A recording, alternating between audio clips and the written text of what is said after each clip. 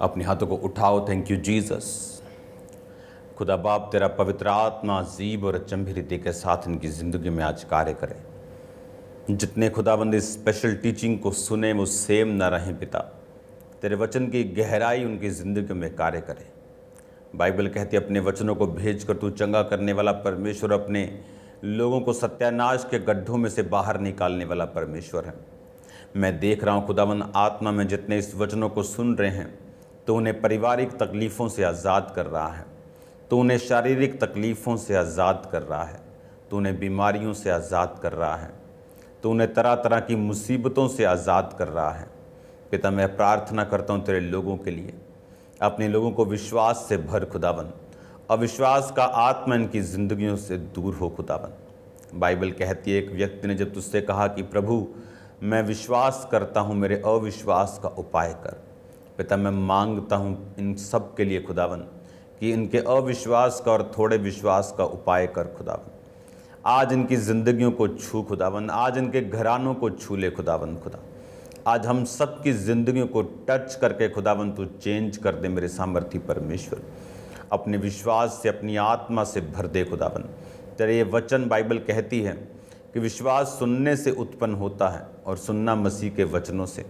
पिता ये वचन तेरे जीवित नाम में खुदाबंद जब ये सुने तो विश्वास से भर जाएं खुदाबंद। ये विश्वास इनको सेम न रहने दे। यीशु मसीह के पवित्र नाम में हम मांगते हैं, आमीन आमीन आमीन।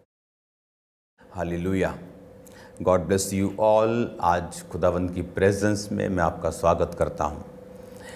स्पेशल बाइबल टीचिंग के लिए हज़ारों मैसेजेस के लिए भी कि वो आपको बरकत दे रहे हैं। बहुत से लोग स्पेशल जो बाइबल टीचिंग है इसको सुनकर वो समझ रहे हैं परमेश्वर की योजनाओं को, क्योंकि मेरा ये विश्वास है, एक प्रेरित होने के नाते मुझे मालूम है कि खुदा ने आत्मा के किस ट्रेंड को वो सेट करना चाहता है अपने लोगों के लिए। जो प्रेरित की सेवकाई होती है वो सिर्फ हीलिंग करना या प्रीचिंग करना नहीं होती, वो ट्रेंड सेट करना भी होती है। हालेलुया। बहुत से लोग इसको यूज़ करते हैं इस टाइटल को, लेकिन उनकी लाइफ में वो प्लानिंग परमेश्वर की नहीं होती। और मैं इसको यूज़ नहीं करना चाहता था, लेकिन बार बार फोर्सफुली परमेश्वर के कई भविष्यद्वक्ताओं के द्वारा बोलने के बाद फिर मैंने इसे यूज़ किया था। क्योंकि मैं ये बात जानता हूँ कि जब मैं देखता था कि रोज़ जो पाप लोगों को करने के लिए स्पेशल जाना पड़ता था, अब वो उनके फ़ोन पर आ चुका है।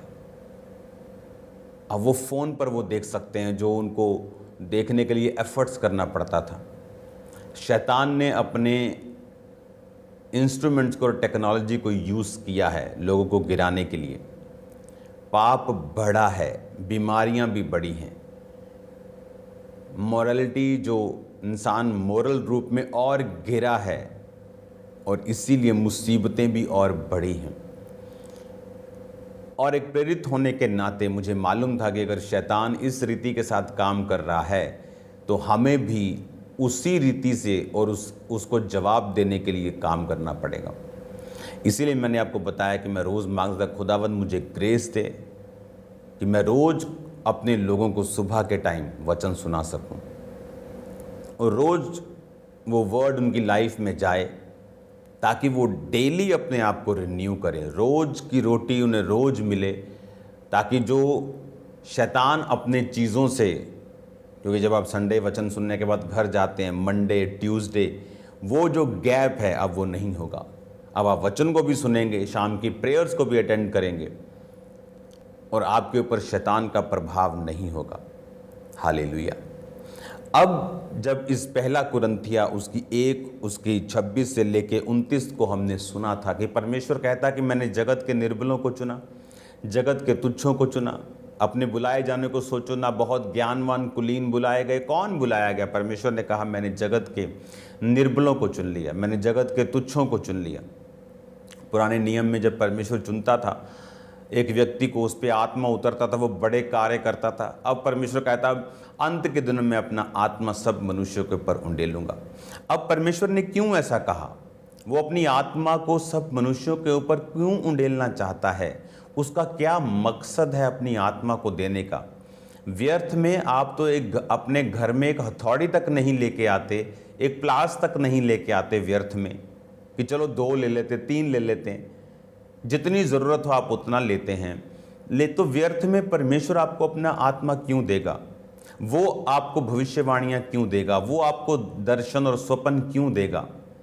क्योंकि इसको देने का मकसद है, परमेश्वर इस एंड समय में अपनी ग्लोरी को लोगों को शो करना, दिखाना चाहता है।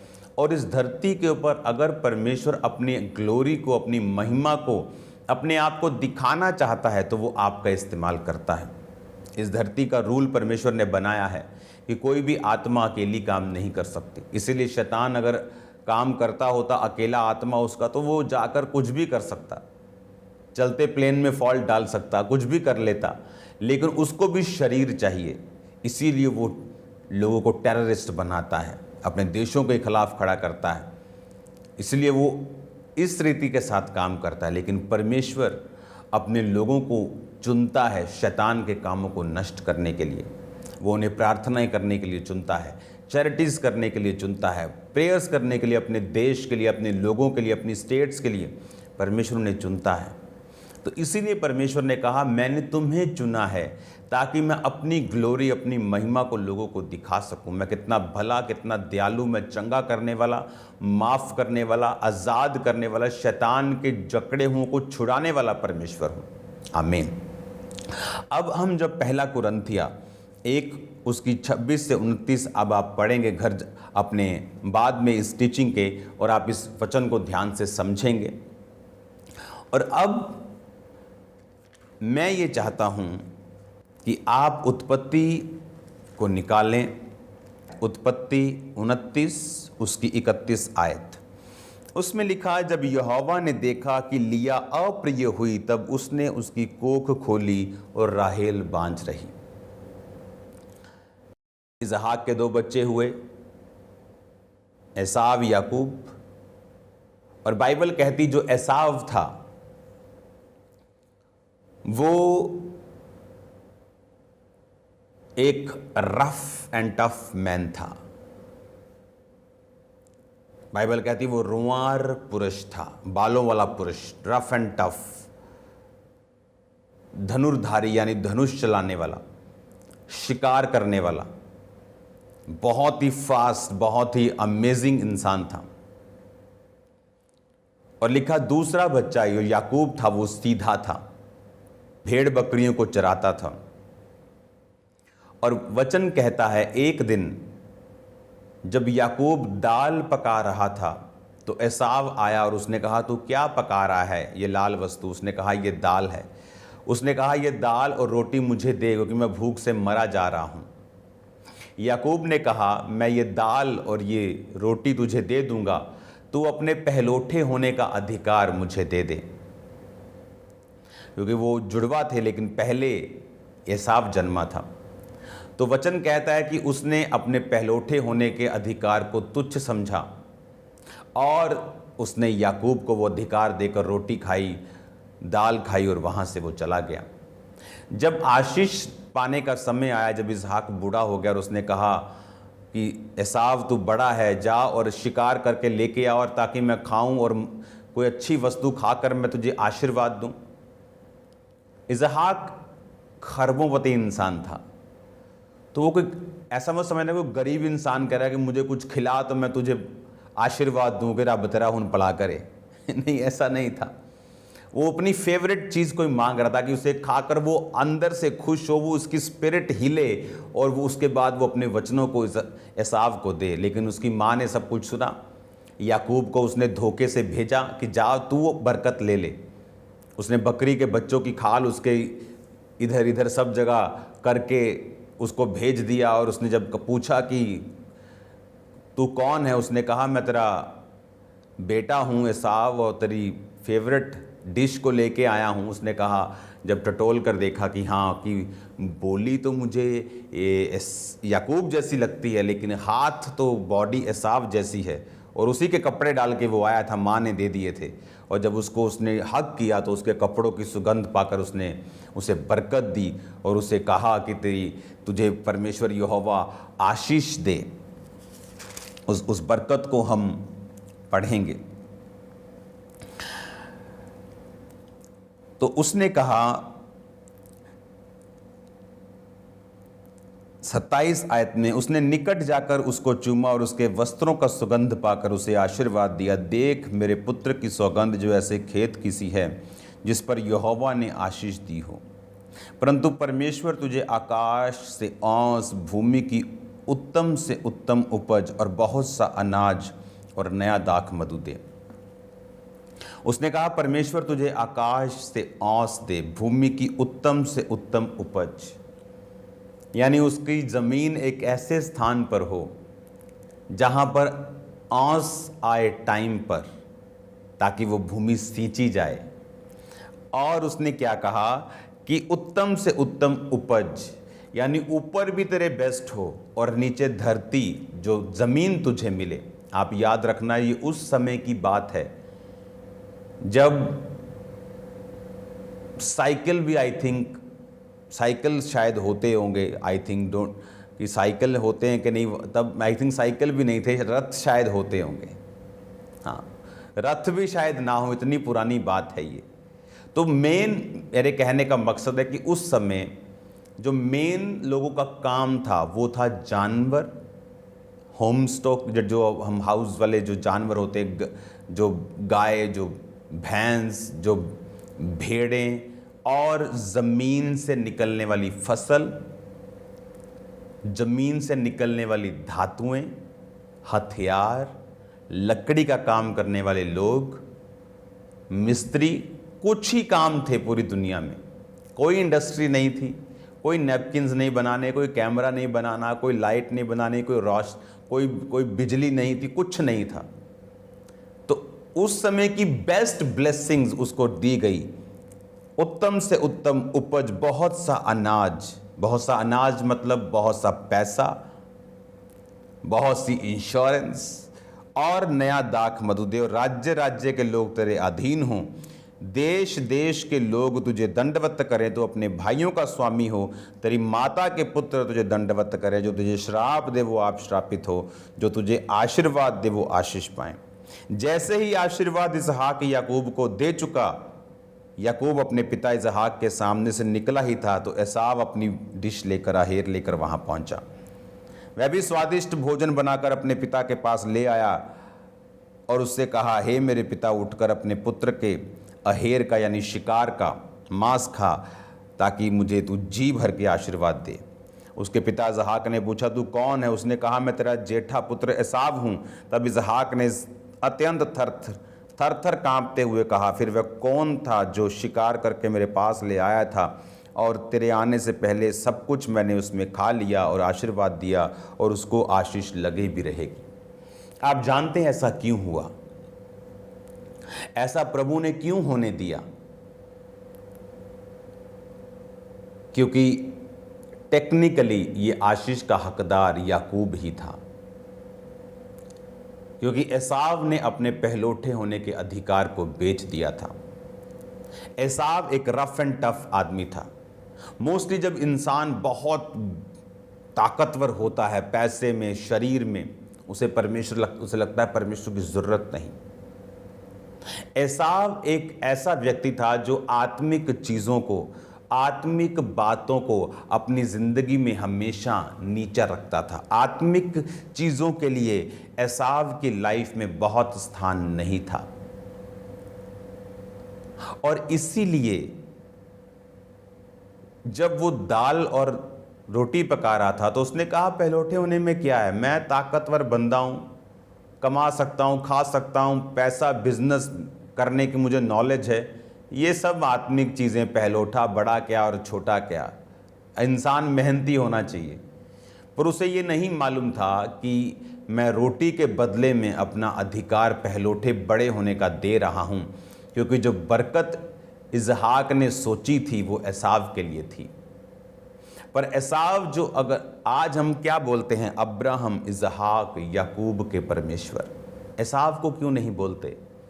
एक्चुअल में अब्राहम, इसहाक और एसाव के परमेश्वर हम कहते अगर एसाव अपने पहलोठे होने का पद, अधिकार, सीट ना बेचता और उस सीट के ऊपर छोड़ता ना, और अब उस सीट के ऊपर याकूब आया, और अब हम बोलते हैं अब्राहम, इसहाक और याकूब के परमेश्वर। परमेश्वर की योजना पहलोठों पर होती है। दाऊद पर परमेश्वर की कोई भी योजना नहीं थी। दाऊद के सबसे बड़े भाई को परमेश्वर ने इज़राइल का राजा होने के लिए चुना था, और शायद इसी मकसद से परमेश्वर ने उसे सेना में भेजा हो, लेकिन बाइबल कहती वो तुच्छ गिना गया क्योंकि उसने परमेश्वर के वचनों को नहीं समझा और वो गिर गया। पहला गिरा तो दूसरे पे आई, दूसरा गिरा तीसरे पे, हर व्यक्ति गिरता गया और वचन पूरा हुआ, एक भी धर्मी नहीं।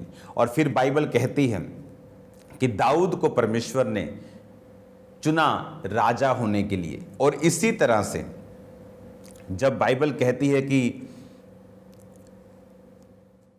34 आयत में, पिता की ये बात सुनकर एसाव ने अत्यंत ऊंचे दुख भरे स्वर से चिल्लाकर अपने पिता से कहा, हे मेरे पिता, मुझे भी आशीर्वाद दे। अब ये आशीर्वाद मांग रहा है, अब ये कह रहा है मुझे भी ब्लेसिंग दे। तो उसका बाप कह रहा है कि मैं उसको ब्लेसिंग दे चुका हूं। इसहाक फिर रो रहा है कि क्या तेरे पास एक भी ब्लेसिंग नहीं है? 38 आयत में लिखा है, एसाव ने बाप से कहा, हे मेरे बाप, क्या तेरे मन में एक ही आशीर्वाद है? हे मेरे पिता, मुझको भी आशीर्वाद दे। और वो फूट फूट कर रोया। उसके पिता इसहाक ने उससे कहा, सुन, आगे मैं पढ़ता हूं, इस लाइन को मैं कंप्लीट कर लूं। वो फूट फूट कर रोया। आप जानते हैं एक समय होता है आप आत्मिक बातों की वैल्यू को नहीं समझते। आपकी माता कहती है चल बेटा चर्च में, आपको लगता है क्या चर्च में बुढ़ियों का काम है चर्च में तालियां बजाना, वेले लोग जाते हैं चर्च में, और आप अपने टैलेंट में बिजी हैं, अपनी पढ़ाई में बिजी हैं, अपने आप को ट्रेडिंग में बिजी हैं। लेकिन एक समय आता है गिरावट का, क्योंकि जिसके साथ यहोवा नहीं हमने देखा है, मिलियंस ऑफ फॉलोअर्स जिसके लिए लोग भूखे हैं, नंगे तक हो जाते हैं इंस्टाग्राम पे, वो पाने के बाद भी लोग सुसाइड कर गए। सब कुछ होने के बाद भी एक व्यक्ति बहुत सक्सेसफुल बॉलीवुड का क्या कह रहा है कि मुझे बताया गया कि सक्सेसफुल होने के बाद मैं खुश हो जाऊंगा, पर कहता जब मैं बहुत सक्सेसफुल हो गया तब भी मैं खुश नहीं था। तो मैं बड़ा हैरान हुआ कि मैं अभी भी खुश नहीं हूं। और आप चाहते हैं उनके जैसा बनना, जो खुश नहीं हैं आप उनके जैसा बनना चाहते हैं। एसाव भी ऐसा ही था, पावरफुल, बुद्धिमान। शिकार खेलने का मतलब माइंड बहुत तेज है। उसका निशाना, जिसका निशाना तेज होता है वो शार्प माइंडेड इंसान है। बुद्धू व्यक्ति नहीं मार सकता। पावरफुल, रोंवार पुरुष, मर्दाना पुरुष। हाँ, लेकिन क्या हुआ?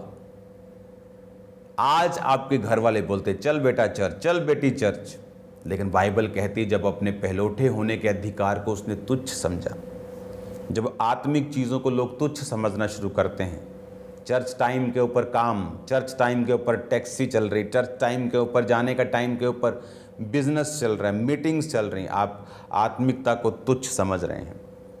और बाइबल कहती है जब आत्मिकता को उसने तुच्छ समझा, पहलोठे होने के अधिकार को बेच दिया, तो परमेश्वर ने भी याकूब को वो ब्लेसिंग्स दिलवाई। और बाइबल कहती है वो फूट फूट कर रोया।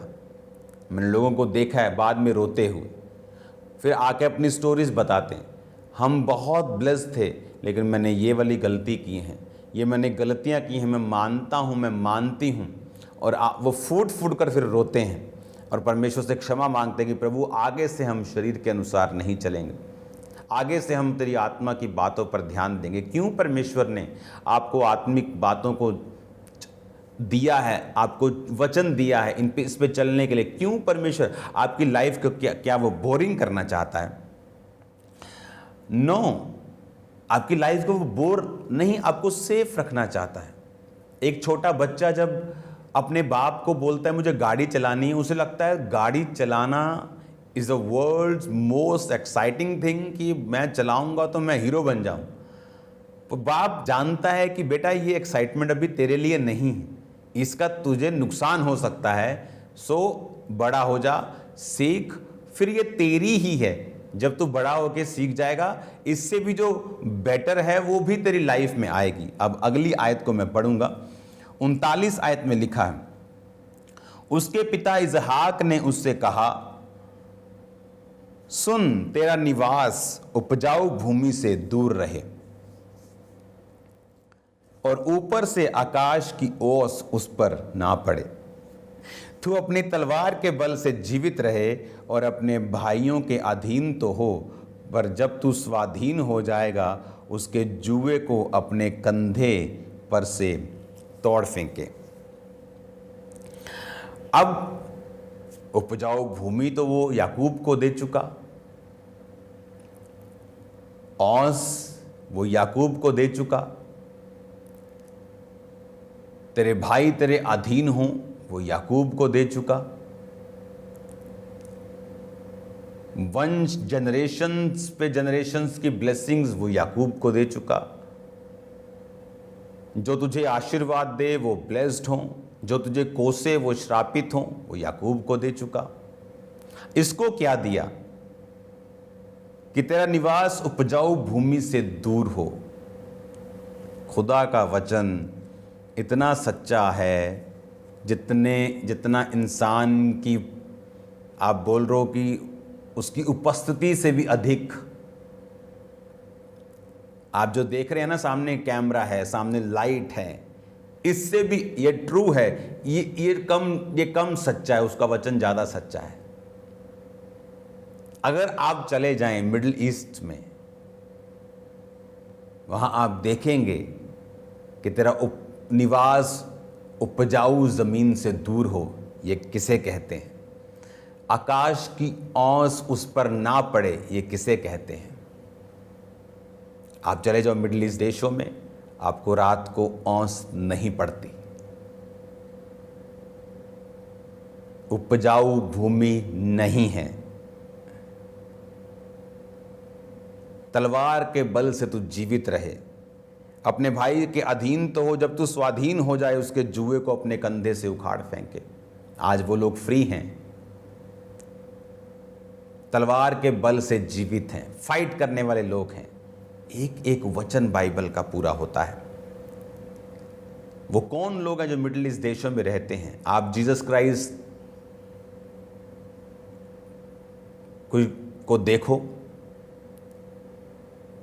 यहूदियों को देखो, आज भी इजरायली लोगों को देखो, और मिडिल ईस्ट देशों को देखो। मैं जाता हूं मिडिल ईस्ट देशों में, सेम है दोनों। क्यों? क्योंकि दोनों एक ही पिता की संतान हैं। हालेलुया। एक जैसे लगते हैं दोनों।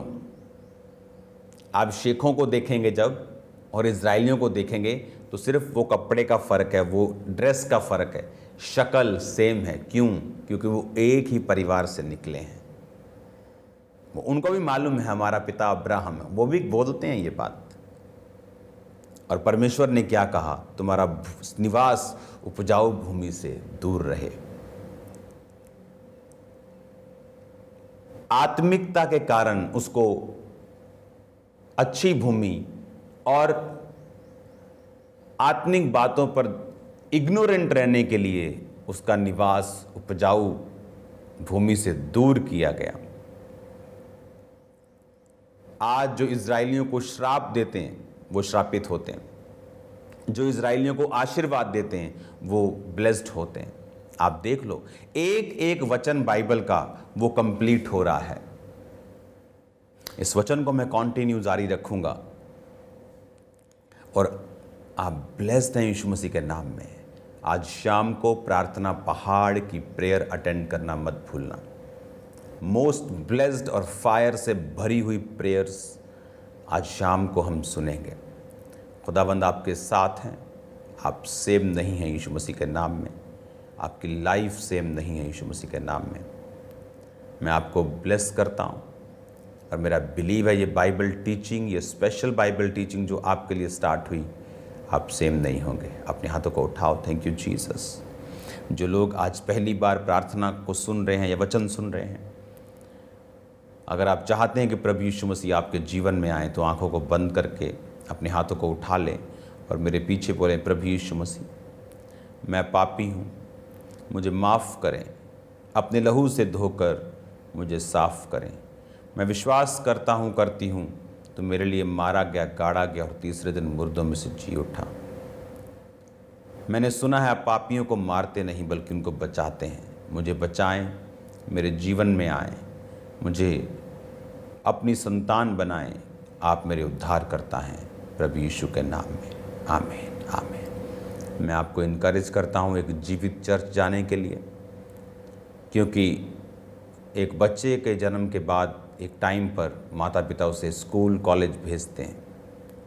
तो चर्चिज़, खामरा चर्च में आपका स्वागत है। अगर आप खामरा चर्च का हिस्सा बनना चाहते हैं, एड्रेसेस आपके सामने आएंगे। आप किसी भी चर्च में जा सकते हैं, इंडिया में, किसी भी स्टेट में, पंजाब में, फॉरेन में, आप जहाँ भी हैं, एक जीवित चर्च को अटेंड करें, उसका हिस्सा बने, सेवा करें। खुदावंद आपको सेम नहीं रहने देगा।